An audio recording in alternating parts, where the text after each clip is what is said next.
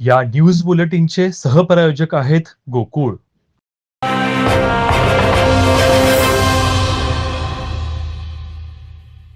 वारणा साखर कारखान्याचे धुराडे थंडावले.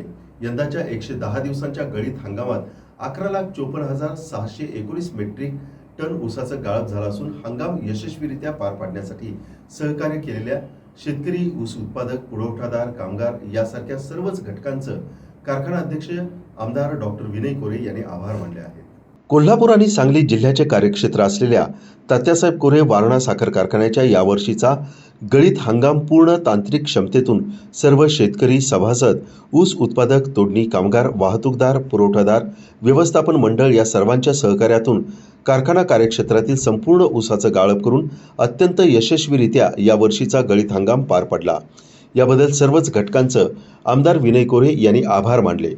गुरुवारी सायंकाळी कारखान्याचा भोंगा वाजवून गळीत हंगामाची सांगता करण्यात आली. कारखान्याला ऊस पुरवठा करणाऱ्या बैलगाडीच्या गाडी वाहनांनी आणि ट्रॅक्टर चालकांनी गाडी तळावरती गुलालाची उधळण करत उत्साही वातावरणात गळीत हंगामाची सांगता केली. यावर्षी अवकाळी पाऊस आणि कडक उन्हाळा ऊस उत्पादनाला मारक ठरल्यानं काही अंशी गाळप घटल्याचं दिसून आलं. यावर्षी 110 दिवस चाललेल्या वारणा साखर कारखान्याच्या गळीत हंगामात 11,55,000 मेट्रिक टनचं गाळप झालं. दरवर्षी कारखान्याला अधिकाधिक ऊस पुरवठा करण्यासाठी ट्रॅक्टर वाहनधारकात आणि बैलगाडी चालकात कमालीची चढाओढ चाललेली असते.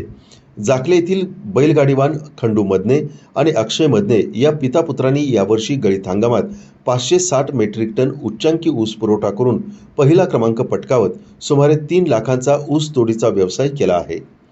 टीव्ही नेक्स्ट मराठीसाठी वारणानगरहून बाबासाहेब कावळे.